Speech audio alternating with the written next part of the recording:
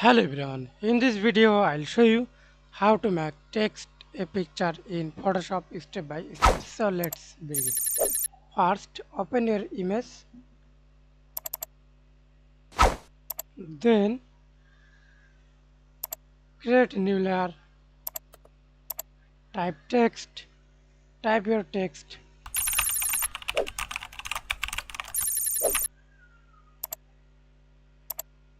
press Ctrl T on your keyboard, hold shift,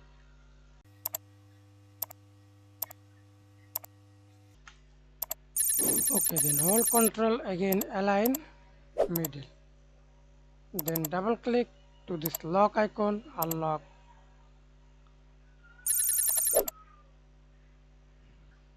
See this down your text layer, choose the image layer, right click on your mouse, create a clipping mask and draw.